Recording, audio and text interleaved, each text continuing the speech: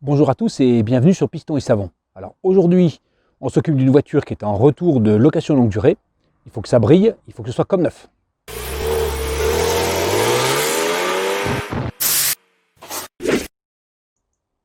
Avant de commencer, abonnez-vous. C'est important pour la chaîne et ça coûte rien. Pour faire cette remise à niveau, j'ai choisi la gamme de produits Turtle Wax, qui est une marque américaine qui essaye en France d'être à la fois du grand public mais assez premium et qui est distribuée aussi bien sûr sur internet que dans des centres auto du genre Noroto. Alors une voiture qui a 3 ans présentée au soleil semble de loin assez propre. En réalité, il y a vraiment du travail. On va regarder ça d'un peu plus près. Et vous allez voir que ça ne brille pas du tout. Il y a des pets, des choses qui évidemment ne seront pas réparables en lavage et avec un petit peu de correction, ça ne sera pas suffisant. Là, on va voir si on arrive à faire quelque chose. Là, ce sera intéressant de faire avant-après parce que c'est vraiment rayé, c'est plastique, c'est décroché. Donc ça, je vais voir si je peux remettre l'accroche, mais c'est pas sûr. Là, c'est sale, ça va. Là, par contre, c'est très rayé, très rayé. Il fait un temps splendide, je vais peut-être mettre la voiture à l'ombre d'ailleurs, et je vais commencer l'extérieur. Et donc on va commencer par deux produits indispensables sur une voiture sale, c'est le nettoyant jante et ça s'appelle Bug and Tar Remover. Ça c'est un décontaminant et c'est très important parce que du goudron il y en a toujours sur les voitures et donc il ne faut pas oublier cette étape. Et on le fait avant de laver la voiture parce que comme il y a des solvants, il faut bien laver la voiture après. Alors sur cette Yaris, ce sont des jantes en tôle avec un enjoliveur. Il y a longtemps que je n'ai pas enlevé un enjoliveur d'une voiture. J'espère que ça part bien. Voilà. Donc, il y a du nettoyage à faire. Hein. Je fais un premier nettoyage comme ça. Mais je pense que je vais les faire tremper. Parce que là, c'est vraiment crade.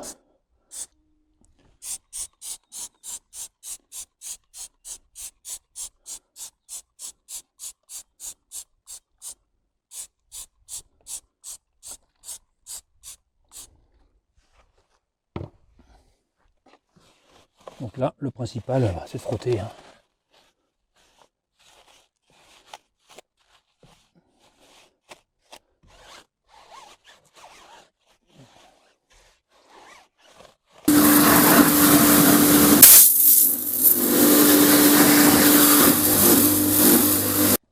Ben, c'est pas si mal. Bon produit en tout cas. Hein. J'ai l'impression que là, à l'intérieur, c'est encore un petit peu noir. C'est compliqué sur les jantes acier de voir la saleté. Hein. Je regarde un petit peu comment c'est, il va falloir frotter. Ça va être crade là. Hein. Donc bon, on va faire un petit coup de. On va mettre un petit coup de rinçage Karcher et on va recommencer et on brossera après.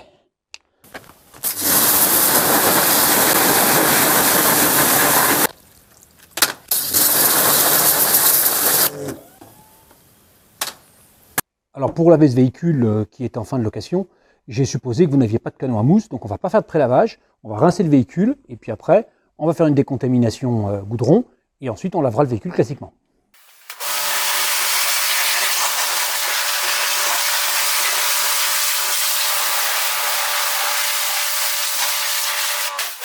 J'hésite pas parce que ça fait aussi pour les moustiques et que ça va me servir de pré-lavage en fait, donc j'en mets partout. J'insiste un peu derrière les roues parce que c'est souvent là qu'il y a du goudron. Là on ne le voit pas avec la couleur, mais je suis sûr que dès qu'on va avoir lavé, on va voir que ça. Tiens, là on en voit. Alors je vous montre le problème, vous voyez ici, il y a une grosse tache de résine là, donc j'ai insisté. Et puis on va laisser agir, on va voir ce que ça donne. Mais je ne suis pas sûr d'être capable de l'enlever. Hein. C'est une très grosse coulée de résine. Alors le conseil qu'il donne, c'est d'essuyer avec un chiffon. Moi je préfère rincer.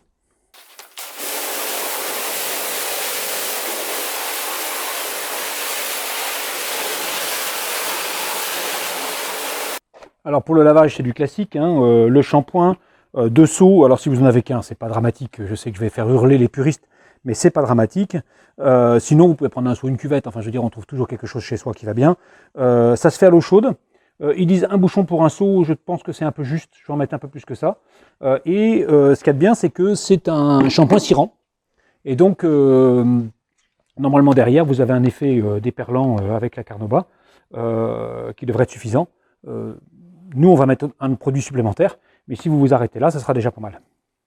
Alors j'utilise 2 gants, si vous en avez qu'un, c'est pas grave non plus. Ça coûte pas cher, hein, 3 €, c'est vraiment rien du tout. Vous n'êtes pas obligé d'avoir 2 gants. Après, j'utilise un petit pinceau avec mon shampoing dilué dans mon pulvé. Pour tout ce qui est emblème, coin, recoin, etc., c'est pas mal. On peut même commencer par ça, mais il faut quand même préparer les seaux d'abord avec de l'eau chaude.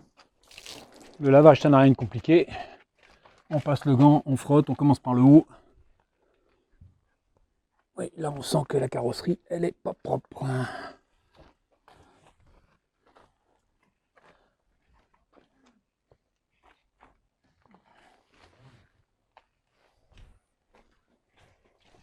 On rince dans le second seau. Et c'est reparti.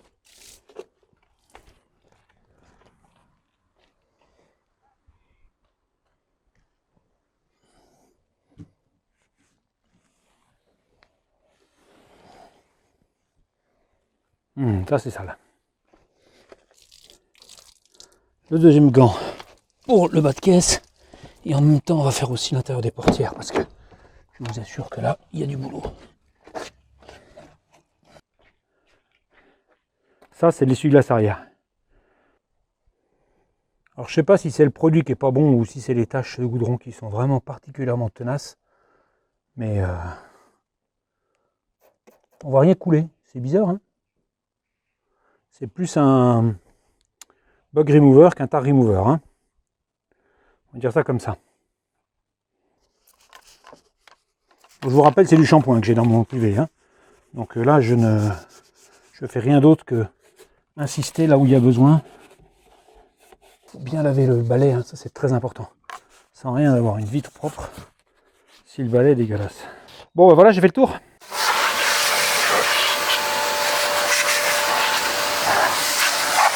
Donc le shampoing est très bon, on commence à retrouver un peu de brillance, c'est agréable. Maintenant, il faut sécher et on va voir où on en est après. Et on va faire les étapes suivantes, qui ne sont pas les plus faciles.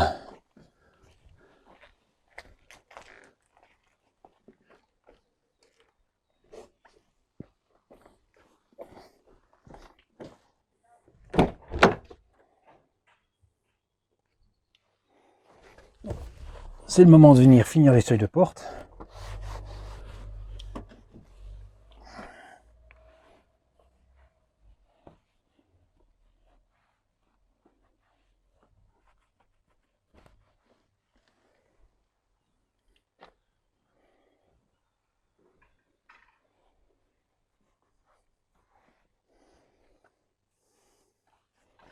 Voilà, là on a quelque chose qui commence à ressembler à du propre.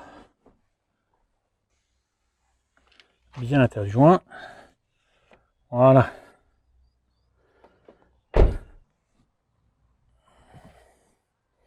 Alors le problème c'est derrière les charnières. Voilà.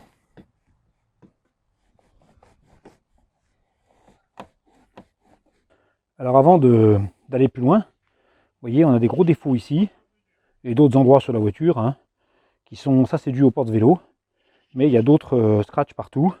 Et donc j'ai de la chance parce que j'y avais pas pensé, c'est Turtle Wax qui m'a dit il faut que vous preniez aussi un scratch répar, c'est-à-dire un polish en fait qui va permettre de polisher toute la voiture, ce serait bien, mais au moins de venir réparer les défauts au maximum. Donc j'ai pris un pad à main en microfibre, ça veut dire que si vous en avez un en microfibre c'est bien, si vous en avez un en mousse c'est pas un problème non plus, et sinon vous prenez une microfibre, et puis le processus est assez simple. Le seul problème qu'il a, c'est qu'il est très long. Donc là c'est un produit tout en un, hein. C'est normalement en une étape on fait tout. Donc on secoue bien, une petite noix sur la microfibre, et puis on vient. Donc c'est un léger abrasif, hein. Vous allez voir très vite qu'il y a des endroits où ça va partir très bien, et puis des endroits où ça ne partira pas. Attention, il est très liquide, hein, donc on s'en fout partout.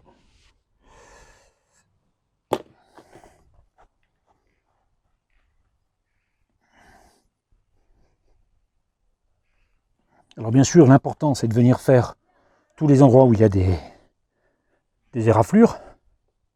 Mais comme Turtle Wax n'a pas de produit genre barre d'argile pour faire de la décontamination mécanique, et ben il y a une solution, c'est de faire en polish toute la voiture, ce serait vraiment très bien. Un petit coup de microfibre derrière. Et vous voyez, comme je le pensais, que les marques qu'il y avait ici ont disparu complètement. Et celle-ci, par contre, c'est râpé. On sent la peinture a été râpée et là, c'est resté. Là, ce ne sera pas possible de faire avec ça. Par contre, le résultat est tellement bon par rapport au reste de la carrosserie qu'on n'a qu'une envie, c'est de tout faire. Donc, c'est parti. Simplement, sachez que faut 2-3 heures, quoi. Hein. Surtout à la main. Donc là, on est sur des grosses rayures. On va regarder ce que ça donne.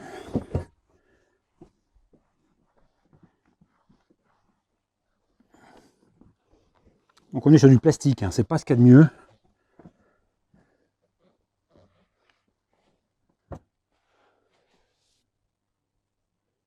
C'est un petit peu mieux, mais c'est pas parfait du tout. Hein. Par contre, la carrosserie commence à avoir un joli brillant. Ça, c'est agréable. Donc c'est indispensable quand même à faire pour avoir un beau brillant sur la carrosserie.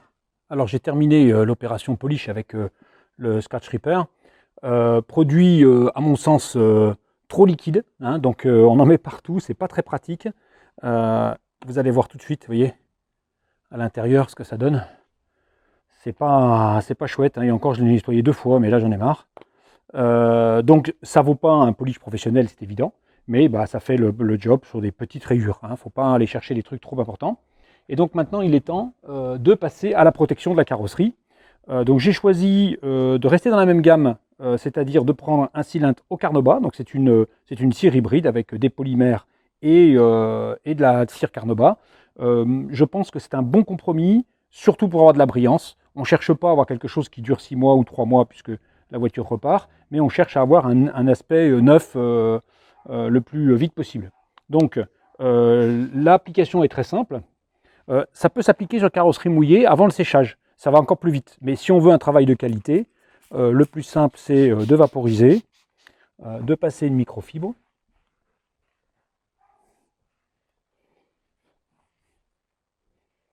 Vous retournez la microfibre et vous séchez. Et vous allez avoir un effet brillant et un effet hydrophobe qui va vous protéger votre voiture et qui va vous permettre qu'elle se salisse moins. Et qu'elle soit vraiment nickel. Et alors voilà, une bonne glisse de la carrosserie. Donc l'eau va glisser, la carrosserie est extrêmement douce, et puis le brillant est bien, est très bien. Donc ça c'est vraiment une étape importante, même s'il y a de la Carnauba dans le shampoing hein, que j'ai trouvé excellent, et avec lequel j'ai fait, avec un petit pinceau et mon pulvé, là, en dilué, j'ai fait tous les petits recoins qui étaient un petit peu sales encore. De ce côté-là, c'est un bon produit, et celui-là, bah, vous voyez, ça a l'air d'être parfait. Donc on va passer toute la voiture avec ça. Je vais commencer par le toit, ça sera mieux. Même si c'est un peu plus loin pour vous. Alors, ils disent retourne la microfibre, hein, c'est un classique. Moi je conseille 2 microfibres, ça va beaucoup plus vite. Et ça évite qu'elle se mouille. Et vous avez un effet assez plus rapide, quoi. Alors moi je prends une microfibre un peu plus épaisse pour le lustrage. Je trouve que c'est mieux. Mais c'est pas obligatoire. Et de toute façon, je la prends d'une autre couleur. C'est quand même beaucoup plus pratique que si vous avez 2 microfibres de la même couleur. Alors les hybrides, ça peut aller sur les plastiques, hein, c'est pas gênant. Ce qui permet de donner un petit coup de brillant sur les plastiques, c'est pas mal. Alors malheureusement, ça n'est pas fini. Il faut nettoyer les vitres à l'extérieur, parce que j'ai fait l'intérieur avec le produit Duo. Mais j'ai aussi un produit clair vitre, enfin clair vue, voilà, nettoyant vitre. Donc on va essayer ça sur l'extérieur. Si le nettoyant intérieur vitre suffit, c'est pas la peine d'en prendre 2. Et vous passez de ça, vous allez directement avec le produit intérieur qui fait les deux. C'est quand même une bonne idée.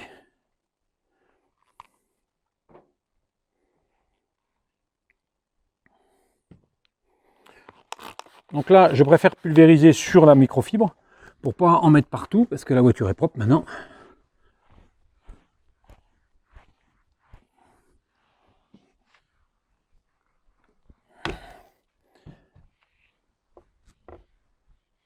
Bon, là, ce qu'il y a de bien, c'est que comme on a passé le shampoing et qui comporte la cire, le vitre est très facile à laver.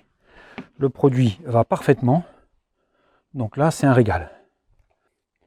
Alors il reste bien sûr à remettre les enjoliveurs que j'ai nettoyés et que j'ai cirés, avec comme le reste de la carrosserie, parce que ça évite que les poussières de frein s'accrochent dessus. Mais avant ça, j'ai pris un dernier produit, bon c'est un peu pour me faire plaisir, Wet and Black, c'est un produit qui est fait pour faire briller les pneus.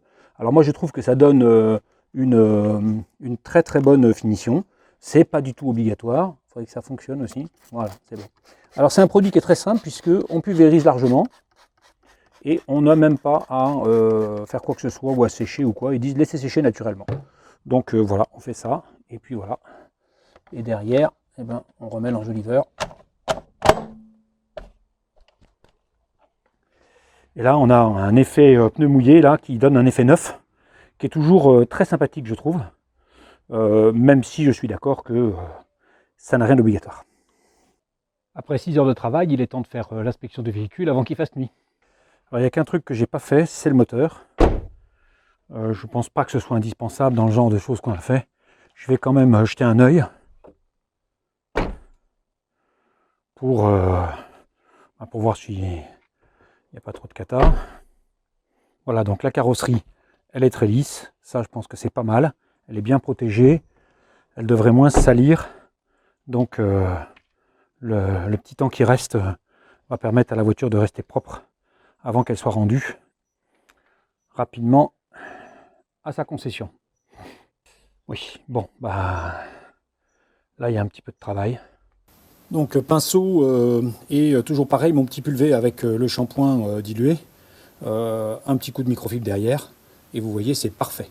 Il n'y a pas besoin de plus, on n'est pas en train de faire un show voiture, mais là au moins c'est clean. Alors il est temps de faire une petite revue des produits qu'on a utilisés aujourd'hui. Donc on a commencé par le Dash and Glass pour l'intérieur, donc bien pour les vitres, et ça permet peut-être de s'éviter d'acheter un produit vitre en plus pour l'extérieur, ça y fait les deux. Par contre, pour ce qui est des plastiques, il ne faut pas qu'ils soient trop sales.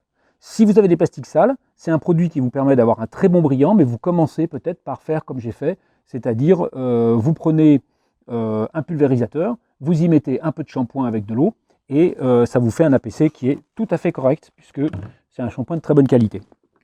Sur l'intérieur, on a utilisé aussi la bombe mousse pour les sièges et les moquettes. Excellent produit, rien à dire.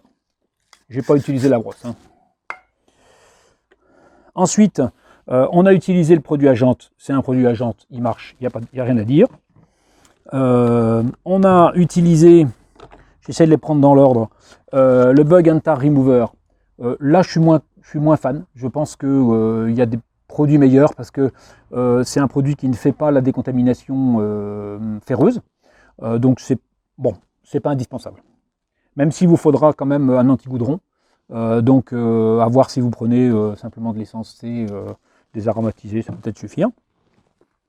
J'ai utilisé le Clearview pour l'extérieur des vitres, mais comme je vous l'ai dit, même si c'est un très bon produit, vous pouvez prendre le produit pour l'intérieur, il va très bien. Je me suis fait plaisir avec le produit pour les pneus. Ça, c'est une touche un peu finale que j'aime bien. C'est pas indispensable, mais c'est sympa. Et en tout cas, c'est très facile à utiliser puisque vous avez juste à projeter. Vous n'avez pas à essuyer ni rien. Le Sealant, qui est une cire hybride de Carnauba, rien à dire, très bon produit. Ça fait le taf et ça vous donnera un rendu tout à fait satisfaisant.